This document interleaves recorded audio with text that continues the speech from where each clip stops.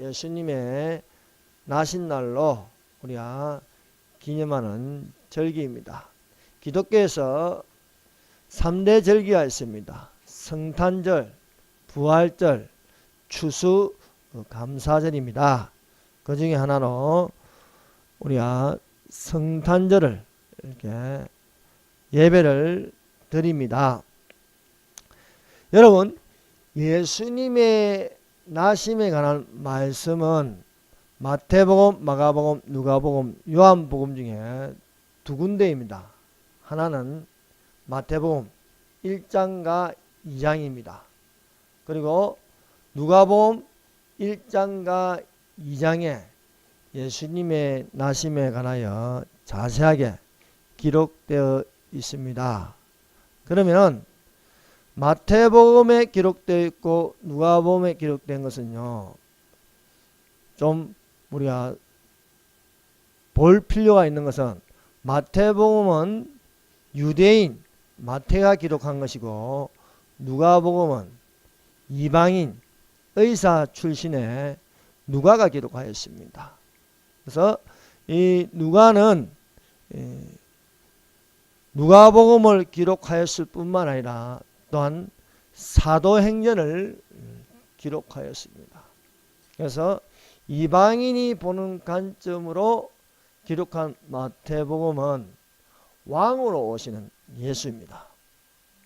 누가복음은 이방인 누가가 기록한 것으로 이방인의 관점에서 보는 예수입니다. 그래서 이방인의 관점으로 예수를 볼 때 그 예수는 인자 예수다는 것입니다. 인자, 즉 모든 인류의 인간을 대표하는 예수, 그 예수로 이렇게 누가복음을 기록하였습니다. 그래서 누가복음에는 인자 예수라, 인자라는 말이 많이 나옵니다. 그래서 예수님은 본인을 인자라 하였습니다. 그리고 마태복음은 유대인의 관점에서 볼 적에 그 예수님은 왕으로 오시는 예수다는 것입니다. 그리고 마가복음은요, 우리가 마가복음 전체를 보면요, 섬기는 예수입니다. 섬기는 예수. 그래서 종으로 오신 예수. 그래서 거룩한 종으로 오신 예수인데 섬기러 왔다는 것입니다. 그리고 요한복음은 요한이 기록한 것으로 막내 제자 요한이 예수님을 바라볼 적에 예수님을 하나님이라 하였습니다. 그래서 신성을 보았다는 것입니다. 그래서 요한이 보는 것은 신성의 하나님. 그래서 요한복음, 요한 1, 2, 3서 또한 요한계시록 이렇게 보면은 예수님은 성자 하나님, 참 하나님, 영생이시다. 그래서 우리가 요한복음을 읽으면요, 신성의 하나님, 능력의 하나님, 그런 하나님을 발견할 수가 있는 것입니다.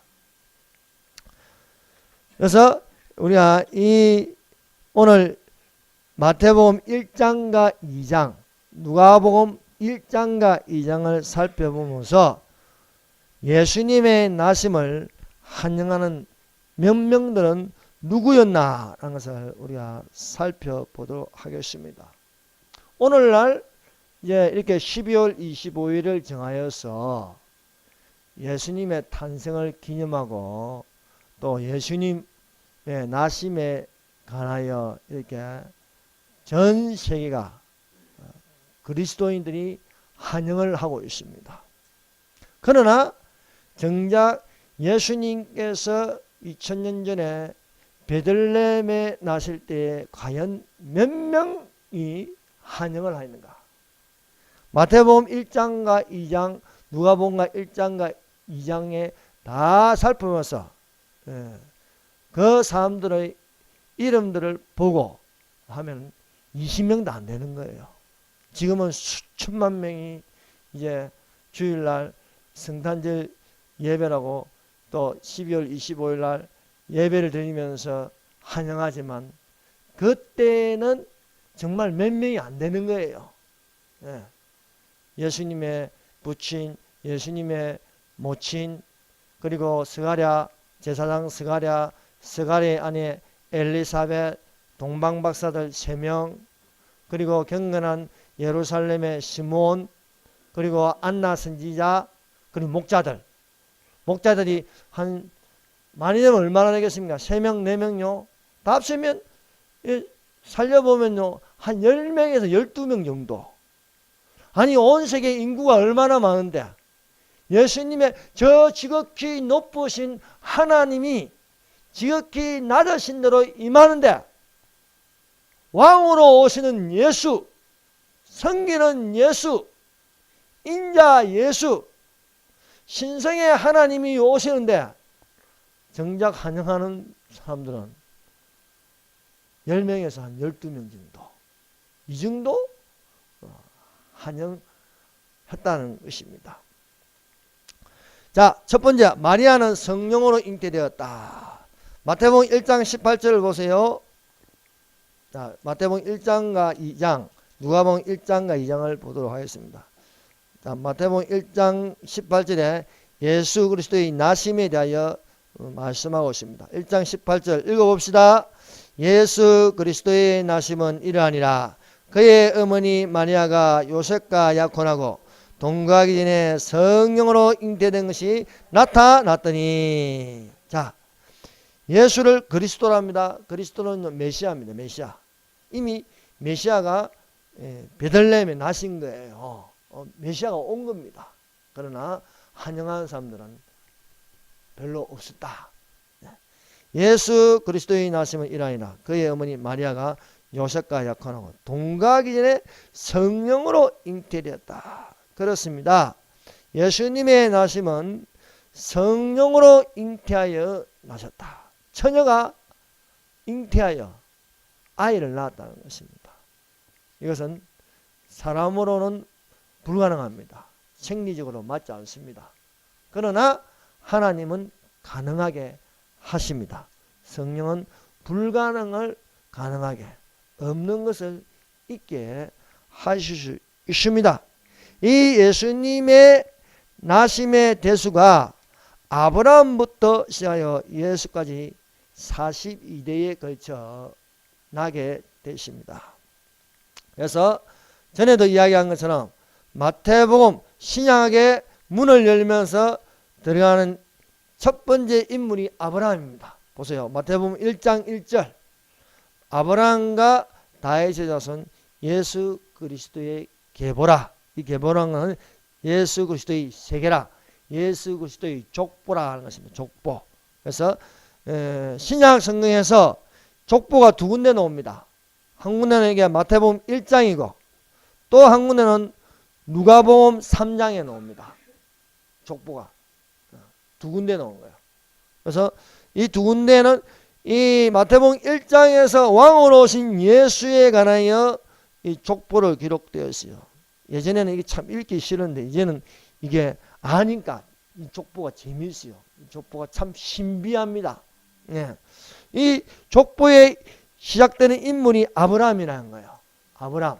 왜 아브라함이냐? 아브라함은 믿음의 조상입니다. 그래서 믿음의 세계를 여는 것입니다. 그래서 다윗이라 했습니다. 그 다음에 나오는 인물이 다윗입니다. 다윗의 자손 예수 그리스도의 계보라. 즉 다윗은 왕입니다. 왕의 자손으로 예수가 나신다는 거예요. 그래서 예수님이 왕으로 오시는 겁니다. 여러분 다윗 왕조 알죠? 다윗 왕조. 이스라엘의 이 다윗 왕조가 안조에서 예수님이 나심으로 예수님은 왕으로 오신다는 것입니다. 그래서 1장 이제부터 이제 이 계보의 시작의 인물은 아브라함입니다. 아브라함. 아브라함에서 17절 보세요. 그런즉 모든 대수가 아브라함부터 다윗까지 14대요.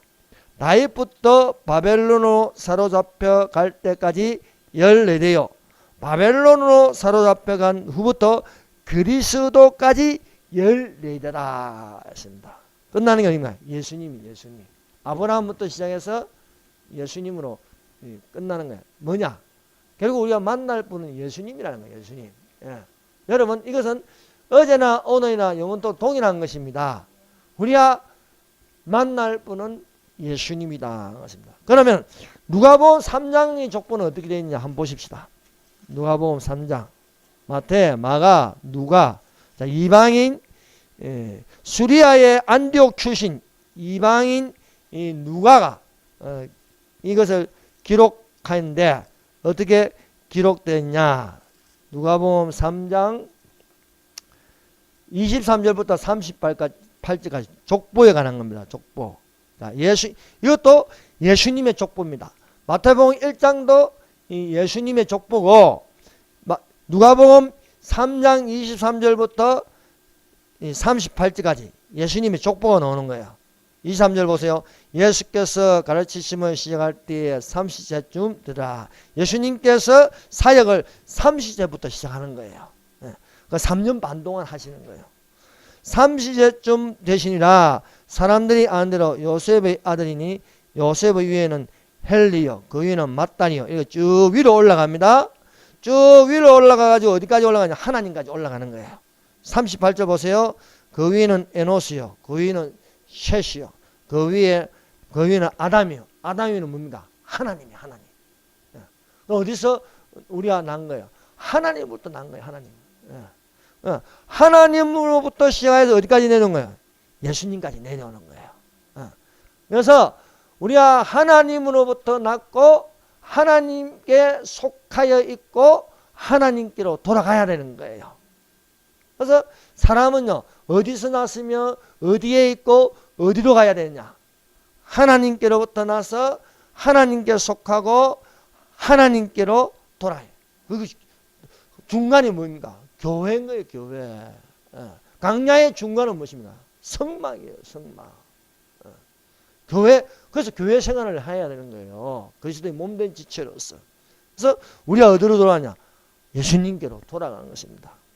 이게 보면은 마태복음에 있는 족보나 또 누가복음에 있는 족보나 알고 보면 같은 의미를 가지고 뭘 가면 예수를 가리키는 거예요. 예수. 예수 중심이라는 것은 시작도 예수님이요, 끝도 예수님이라는 겁니다. 어제나 오늘이나 영원토록 동일하신 하나님, 그분은 예수 그리스도이심을 우리에게 가르쳐 주는 거예요. 그래서 이 족보나 저기 있는 족보나 다 같이 예수는 누구냐? 따라하시죠. 예수는 그리스도다. 이 굉장히 중요합니다. 예수는 그리스도다. 이 유대인들이 유대교에서 벗어나지 못한 게 뭔가? 예수가 그리스도이심을 모르는 거예요. 예수가. 그래서 유대교가 기독교로 개종하려면요, 예수는 그리스도라고 인정을 해야 되는 거예요. 이게 굉장히 중요한 겁니다. 그래서 주인 되는 창조주, 주 예수 그리스도. 주는 예수님이고 예수님은 그리스도라는 거예요. 그래서 우리가 여호와의 이름을 부른다. 신약에서는요, 주 예수 그리스도라고 부르게 되는 것입니다. 이 예수 그리스도의 나심은 마리아에게 성령으로 잉태됐다. 이 마리아라는 것은요, 처녀입니다. 처녀가 임신을 한 거예요. 그럼 상식적으로 하면 그럼 누가 남자와 관계를 맺었겠지, 이렇게 되는 거야. 그러나 기록은요, 처녀가 잉태했다는 거예요. 처녀가 어떻게 잉태해요? 그건 성령으로 가능합니다. 그래서 성령으로 잉태했다는 것입니다. 그래서 이거는요, 믿음이 있어야 믿어지는 거예요. 믿음이 없으면요, 도저히 상식적으로는요, 납득이 안 되는 거예요. 믿을 수 없는 겁니다. 그래서 성령은 믿음으로 믿는 것이 되어야 되는 것입니다. 근데 그 믿음은요, 성령으로 오지 않으면 또 믿을 수 없는 거예요. 그 남편 요셉은 마리아에게 동거하기 전에 마리아가 임신한 사실을 알고 가만히 끊고자 하였습니다. 아니, 처녀가 임신을 했다면 그 시대에 약혼한 요셉이 있는데, 요셉은 마리아하고 잔 적이 없어요. 그런데 마리아의 배가 불러온 거예요. 야, 자꾸 점점 불러오니까 이거 큰일 났다. 인간적으로 보지, 야, 이거 잘못하면 마리아가 돌에 맞아 죽겠구나 생각 드는 거예요. 조용히 끊고자 하였다는 것입니다. 그러나 현몽하여 주에서, 현몽이라는 꿈에서 천사가 나타나는 거예요. 꿈에서 요셉에게 나타나서 마리아 데려오기를 두려워하지 말라. 마리아가 임신한 것은 성령으로 임신한 것이다 라고 가르쳐 주는 거예요. 그것이 마태복음 2장 20절입니다. 마태복음 2장 20절이 아니고 1장 20절이요. 1장 20절을 한번 읽어봅시다. 시작. 이 일을 생각할 때에 주의 사자가 현몽하여 이르되 다윗의 자손 요셉아 내 안에 마리아 데려오기를 무서워하지 말라. 그에게 잉태자는 성령으로 된 것이라. 성령은 진리입니다. 성령은 능치 못할 일이 없습니다. 성령으로 없는 것을 있게 하셨다. 바랄 수 없는 일에 바라게 하셨다.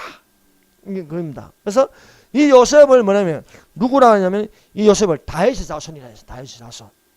왕의 자손으로 예수가 오신다는 거예요. 그리고 그래서 이렇게 기록되어 있는 것입니다. 그래서 잉태된 자는 성령으로 된 것이라 전하여 주었습니다. 이 성령으로 된 것은 구약의 예언대로 처녀가 잉태하여 아들을 낳을 것이라는 말씀으로 그대로 성취된 것입니다. 그래서 구약 성경에 보라 처녀가 잉태하여 아들을 낳을 것이라 어디에 기록되었어요? 이사야 7장 14절입니다. 이사야는 안 거예요. 앞으로 처녀가 잉태되어 아들을 낳을 것이라. 그 이름을 임마누엘이라 하라. 임마누엘. 자, 이사야 7장 14절입니다. 그러므로 주께서 친히 징조로 너희에게 주실 것이다. 보라 처녀가 잉태하여 아들을 낳을 것이요 그 이름을 임마누엘이라 하라. 예수님의 나심은 구약의 이사야서에 기록된 예언대로 처녀에게서 잉태하였다는 것입니다. 그럼 임마누엘이 뭐예요? 임마누엘. 이 임마누엘이란 하나님이 우리와 함께 계시다는 거예요. 하나님이. 자, 구약 성경의 하나님은 어떤 하나님이십니까? 개인적으로 만났어요. 하나님께서 모세에게 말씀하십니다. 내가 너와 함께합니다. 너와 함께. 내가 정녕 너와 함께 있으리라. 1대1이에요. 1대1. 이건 복수가 아니에요. 단수예요. 내가 너와 함께 있으리라. 구약 성경들을 보세요. 이렇게 개인적으로 만난 하나님입니다. 여호와께서 예레미야에게 말씀하십니다. 너는 그들을 인하여 두려워 말라. 내가 너와 함께 있어. I am with you. 이렇게. 나는 너와 함께 있다. 그래서 1대1의 관계이지만은 신앙의 문을 열면서 우리가 예수님을 만난 겁니다. 그것은 임마누엘이라. God with us. 이렇게. 하나님이 우리와 함께 계신다. 우리. 너가 아니고 우리와 함께. 여기 있는 우리와 함께 계신다. 하나님, 예수님은 우리와 함께 계신 하나님이세요. 얼마나 이게 하나님이 우리하고 가까이 했으면. 구약의 하나님 그렇잖아요. 특별하게 부르심을 받은 사람들에게 내가 너와 함께 하리라. 내가 너와 함께. 그것도 유대인과 함께. 유대인과 함께하는 하나님이세요. 그러나 신앙의 문을 열면서 하나님이 우리와 함께한다. 그 우리라는 것은 유대인과 이방인과 함께 하신다는 것입니다. 그래서 복음서에 이 기록이요. 마태복음 유대인 이 적은 글에 있고 또 누가복음 이방인이 적은 글에 있는 거예요. 자, 두 번째, 아들의 이름을 예수라라는 짓입니다. 마태복음 1장 21절입니다. 1장 21절 읽어봅시다. 시작. 아들을 낳으리니 이름을 예수라라. 이는 그가 자기 백성을 그들의 죄에서 구원할 자이심이라. 천사가 나타나 수태고지로 전하여 줍니다. 천사가 이름을 가르쳐 줍니다. 이건 예수라는 이름은요, 요셉과 마리아가 지은 이름이 아니에요.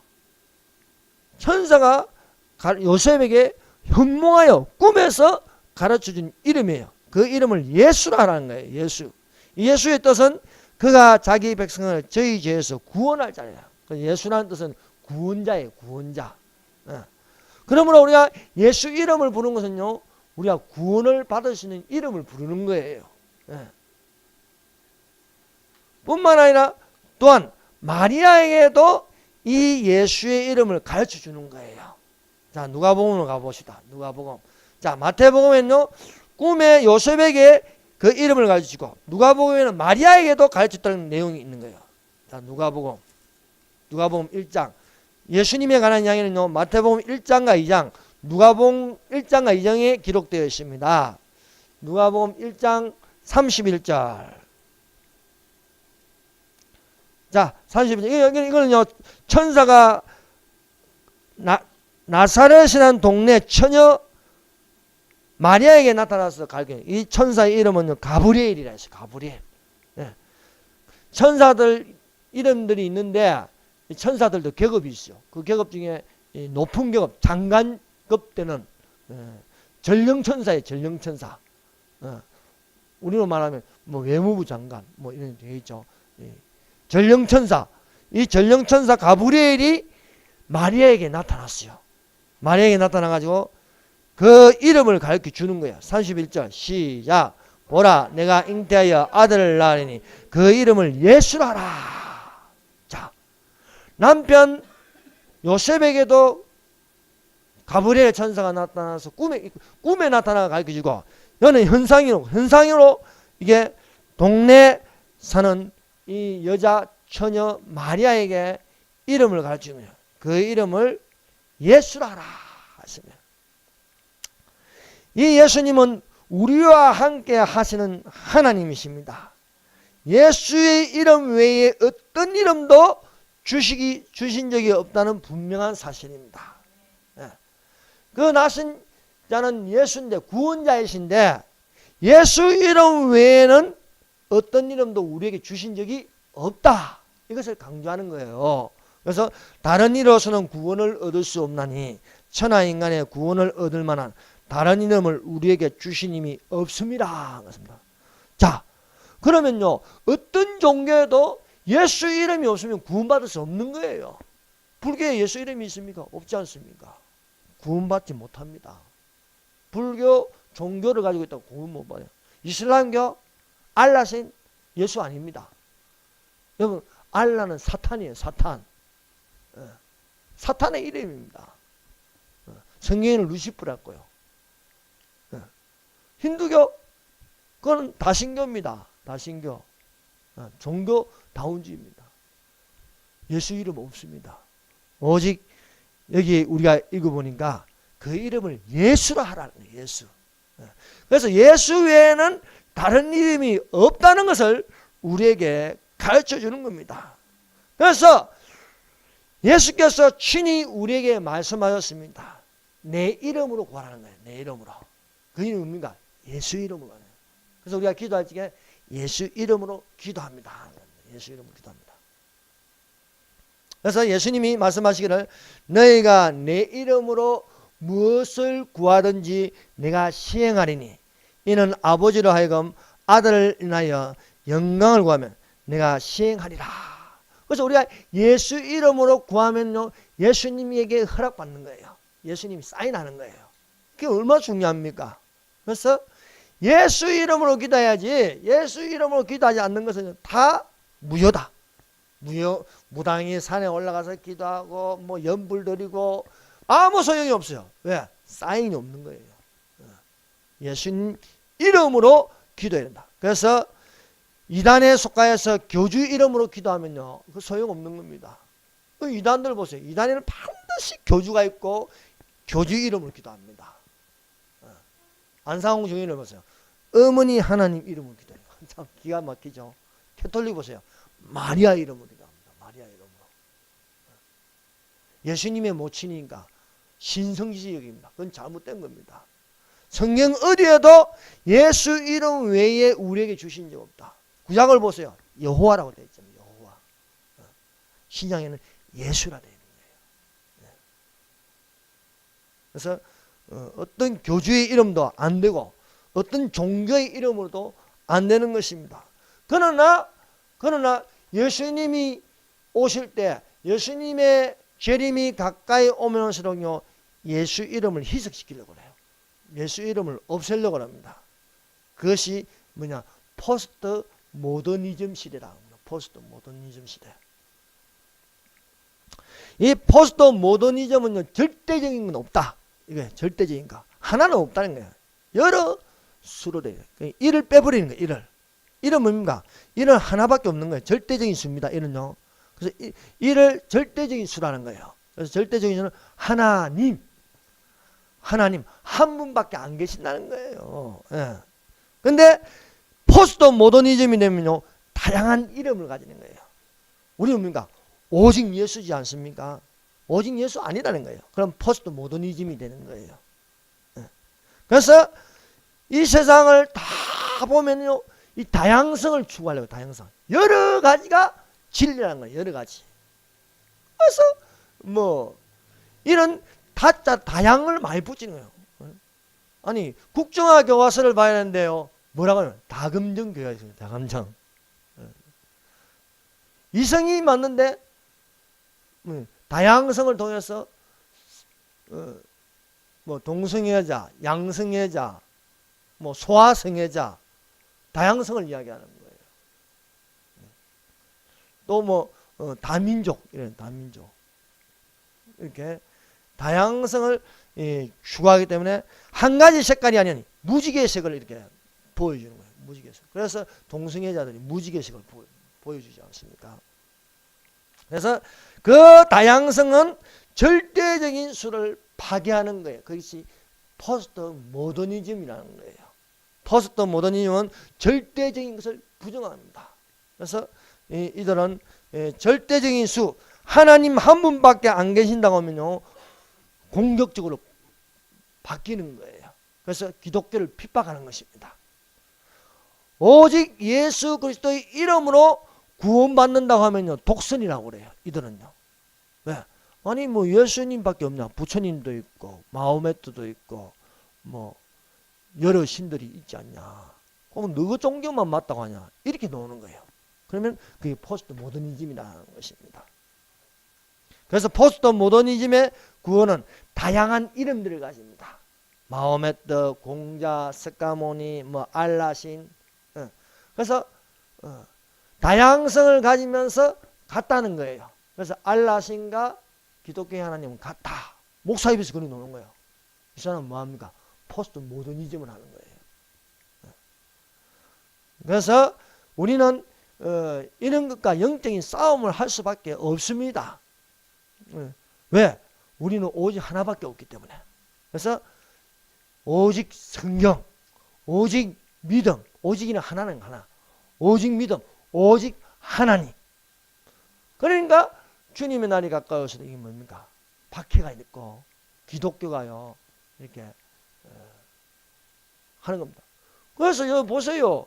유일하게 기독교만 저렇게 나서서 동성애 반대하고요, 기독교가 나서요 이슬람 난민 반대하고요. 그거 뭡니까? 오직 한 분 하나님만을 섬기기 때문에 그런 것입니다. 진리를 알지니 진리가 너희를 자유하게 하리라. 진리는 예수님밖에 없습니다. 그래서 우리가 유일하신 예수님을 통하여 아버지께 나갈 수 있는 거예요. 그래서 내가 곧 길이요 진리요 생명이니 나로 말미암지 않고는 아버지께로 올 자가 없느니라. 모든 통로는 구원의 길은요 예수님입니다. 내가 양의 문이니 이 문으로 들어온 자가 되는 거예요. 세 번째, 처녀 마리아에게 나신 예수님. 나사렛 동네 처녀 마리아에게 주의 사자 가브리엘이 하나님의 보내심을 받아 마리아에게 나타나 알렸습니다. 너는 하나님의 은혜를 얻었다. 성령으로 잉태될 것이니 그 아들의 이름을 예수라 하라. 대저 하나님의 모든 말씀은 능치 못하심이 없느니라. 맞습니다. 마리아가 이것을 받아들였어요. 하나님의 말씀은 능치 못하다. 처녀가 어떻게 알기를 나. 근데 하나님 말씀이 믿어지는 거예요. 가브리엘이 말한다고 가브리엘이 스스로 말하는 게 아니에요. 가브리엘은 전령이에요. 전령. 하나님 말씀을 가지고 그대로 전달해 주는 거예요. 그래서 하나님의 말씀은 능치 못할 일이 없다. 그래서 마리아 이것을 아멘을 하다 바는 거예요. 말씀대로 내게 이루어지다. 그러니까 성령으로 잉태된 거예요. 말씀대로 이루어질 것을 믿음으로 가연 처녀가 성령으로 잉태하여 아들을 낳는 것입니다. 이 장소가 어디냐? 베들레헴이다. 베들레헴. 성령으로 잉태된 마리아를 남편 된 요셉이 데리고 호적하러 다윗의 동네 베들레헴으로 갑니다. 다윗의 동네 베들레헴. 이 베들레헴은 다윗이 난 동네입니다. 다윗이 난 동네 베들레헴의 뜻은 떡집이라 봅니다. 떡집. 예수님이 어디서 납니까? 떡집에서 난다. 왜? 예수님은 떡으로 오셨기 때문이다. 그래서 예수님께서 말씀하시기를 내가 곧 생명의 떡이니 합니다. 나는 하늘에서 내려온 떡이니 산떡이라 내 떡을 먹는 자는 결코 줄이지 아니할 터요 합니다. 우리가 예수님의 떡을 먹으면요 결코 줄이지 않는 천국에 있게 되는 것입니다. 그래서 이 베들레헴에서 나신다는 것도 구약 성경에 기록되어 있는 거예요. 그 구약 성경이 미가서 5장 2절입니다. 베들레헴 에브라다야 너는 유다 족속 중에 작을지라도 이스라엘을 다스릴 자가 내게서 내게로 나올 것이라. 그의 근본은 상고의 태초니라 하십니다. 상고의 태초. 자, 예수님의 근본은 태초란 겁니다. 그래서 태초에 하나님이 천지를 창조하시니라. 창조주가 예수님이십니다. 또 하나님의 뜻은 그의 근본은 상고의 태초라는 것은 창조 이전에 영원부터 계신 하나님이시다는 것입니다. 그래서 예수님은 천지 창조 이전의 태초로부터 영원부터 계신 하나님이시다. 그래서 이사야가 또 예언하기를 한 아기가 우리에게서 낳고 그 아기의 이름은 뭐라고 하십니까? 영존하시는 아버지라, 평강의 왕이라, 모사여 이렇게 기록되어 있는 것입니다. 그러므로 우리가 예수님의 나심에 대하여 기뻐해야 되지 않겠습니까? 지극히 높은 곳에서는 하나님께 영광이요 땅에서는 기뻐하심을 입은 사람들 중에 평화로다 말씀하고 있습니다. 네 번째, 예수님의 나심을 환영하는 몇 명들은 누구인가? 자, 여러분 이 몇 명은요 우리가 알 수 있어요. 그것은 마태복음 1장과 2장, 누가복음 1장과 2장을 읽어보면요 그 숫자를 셀 수 있는 거예요. 그 숫자를 세우면 마태복음 1장을 보세요. 누가 환영하는지 한번 보십시다. 자, 다시 마태복음 오늘 읽은 본문 2장, 마태복음 2장 1절에서 이 12절까지는요 예수님을 환영하는 3명이 있습니다. 동방박사들이 동방박사들. 동방박사들. 2장 2절 읽어봅시다. 시작. 유대인의 왕으로 나시니가 어디 계시냐? 우리가 동방에서 그의 별을 보고 그에게 경배하러 왔노라. 네. 3명의 박사들입니다. 이 박사들이란 별을 연구하는 사람입니다. 별을 연구하는 사람들. 이 별을 연구하는 사람들이 별을 보고 별을 따라서 예루살렘에 왔습니다. 예루살렘에 와서 유대인의 왕으로 나시니가 어디냐 하니까 헤롯 왕이 이것을 듣고 모든 대제사장과 백성의 서기관들을 모아서 그리스도가 어디서 나겠냐. 자, 그리스도가 어디서 나겠냐. 그들이 기다리는 메시아가 어디서 나느냐 보니까 유대 베들레헴이다. 그렇습니다. 유대 베들레헴. 그래서 그 기록이 유대 베들레헴 미가서 5장 2절에 기록되어 있는 거예요. 헤롯 왕이 그리스도가 나시는 것을 기뻐했는데 안 기뻐합니다. 죽이려고 합니다. 적 그리스도의 모형입니다. 헤롯은 두려워하였습니다. 왜? 자기가 왕인데 유대인의 왕이 어디서 나냐? 그럼 헤롯 다음에 예수가 왕이 된다는 건 그렇기 때문에 아기 예수를 죽이려고 합니다. 그래서 헤롯이 베들레헴과 그 모든 지경 안에 있는 2살부터 그 아래로 사내 아이를 다 죽이는 것입니다. 그러나 하나님께서 그 모친 마리아와 요셉, 아기 예수를 데리고 애굽으로 피하게 합니다. 헤롯이 죽을 때까지 거기에 머물러 있는 거예요. 헤롯이 죽고 나서 다시 나사렛이란 동네에 와서 살게 되므로 예수를 나사렛 예수라 부르게 되는 것입니다. 두 번째, 어떤 분들이 환영합니까? 다시 누가복음 2장으로 돌아왔어. 1장, 2장, 이렇게 마태복음 1장, 2장, 누가복음 1장, 2장을 보면 알 수 있어요. 예수님을 환영한 또 분류가 2장 10절 읽어봅시다. 2장 10절에 이제 예수님을 환영한 사람들이 있습니다. 10절 시작. 천사가 이르되 무서워하지 말라. 보라, 내가 온 백성에게 미칠 큰 기쁨의 좋은 소식을 너희에게 전하노라. 목자들에게 이야기하는 거예요. 이 천사가 목자에게 나타나서 이것을 이야기해 주는 겁니다. 이 목자들이 홀련히 수많은 천군들이 그 천사들과 함께 하나님을 찬송하는 것을 보게 되는 거예요. 놀랍지 않습니까? 하늘에서는요, 예수님이 나심에 대해서 환영하고 이렇게 어마어마한 찬송이 있는데 땅에서는 몇 명 안 되는 거예요. 몇 명. 그 몇 명에 속한다는 게 얼마나 큰 복입니까? 왕으로 오신 분은 이 목자들이 환영하는 거예요. 밤에 양떼를 지키다가 주의 사자가 나타나서 그 소식을 전해주는 거예요. 큰 기쁨의 좋은 소식을 너희에게 전하노라 하는 것입니다. 그래서 목자들이 이것을 보기 위하여 베들레헴 마구간에 가서 그들이 보고 들은 것을 이야기하는 거예요. 그 모든 것을 인하여 하나님께 영광을 돌리며 찬송하여 돌아갔다. 몇 명은 안 나오는데 목자들이 아마 몇 명이었어? 3, 4명? 그 정도 되겠죠? 이 3, 4명 되는 목자들이 아기 예수를 보았다. 그렇습니다. 그 다음에 세 번째, 예루살렘에 경건한 시몬입니다. 이것도 2장에 나오죠. 2장 22절부터 이렇게 보면은 예루살렘에 사는 어렵고 경건한 사람인데 그 이름이 시몬이라 해서 시몬. 시몬은 이스라엘의 위를 기다리는 자였습니다. 성령이 그 위에 계셔 성령의 지시를 받았습니다. 그 성령의 지시는 제가 주의 그리스도를 보기 전에는 죽지 아니하리라.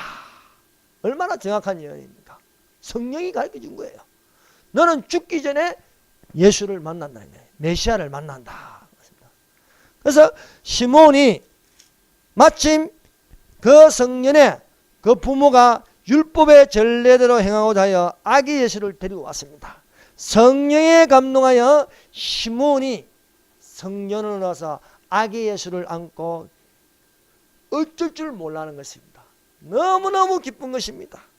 주제여 이제는 말씀하신 대로 종을 평안히 놓아주시는도다. 아기 예수를 증거하는 것입니다. 그 다음 네 번째, 안나 선지자예요. 안나 선지자. 이 안나 선지자의 보면은 30절 보세요. 안나는 선지자가 나옵니다. 가부되고 84세가 되었더라. 이 사람이 성년을 떠나지 아니하고 주야로 금식하며 기도함으로 섬기더라.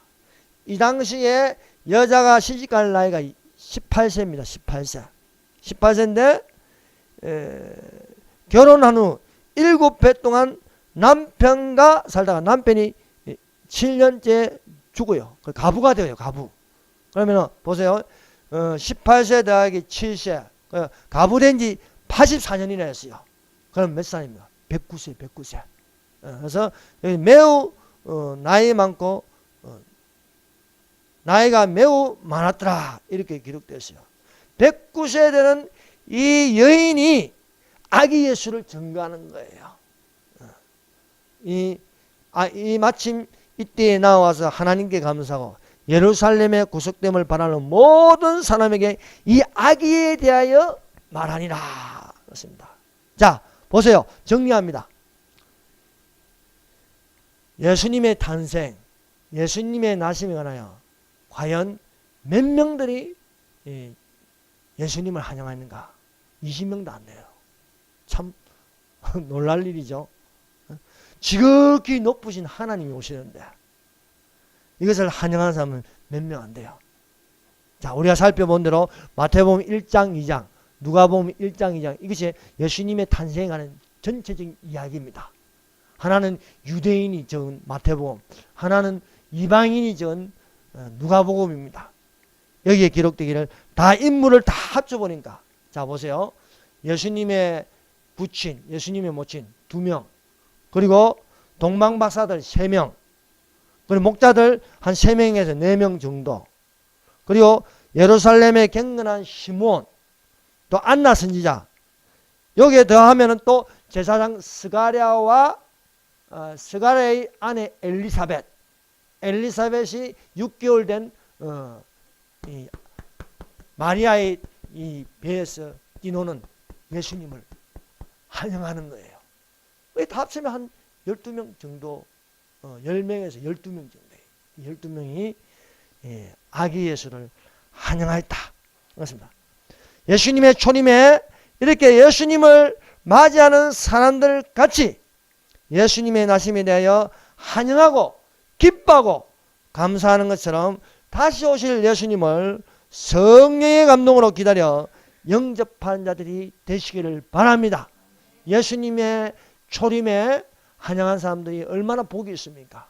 요셉, 마리아, 동방박사들, 경건한 시몬, 안나 선지자, 목자들. 예수님의 다시 오심을요 기다리고 환영한 사람들이 어떤 사람들입니까? 많지는 않습니다. 초림 때처럼. 여러분, 예수님 반드시 오십니다. 반드시 오시는데 그것을 환영해야 되지 않겠습니까? 데살로니가 전후서가 예수님의 강림에 관한 기록입니다. 예수님은 반드시 우리에게 오신다. 우리가 그것을 환영하는 사람들이 되시기를 주님의 이름으로 축원합니다. 기도하겠습니다. 우리 한번 통성으로 한 목소리로 기도합시다. 하나님의 말씀대로 내게 이루어지게 하여 주시옵소서. 구약의 하나님은 1대1이었지만 이제는 우리와 함께 하시는 하나님이십니다. 하나님 우리와 함께 하여 주시옵소서. 성령의 감동하심을 받게 하여 주시옵소서. 성령님을 증거하는 정인들이 되게 하여 주시옵소서. 한반도의 자유통일, 자유 대한민국이 되게 하여 주시옵소서. 주여 삼장합니다. 주여.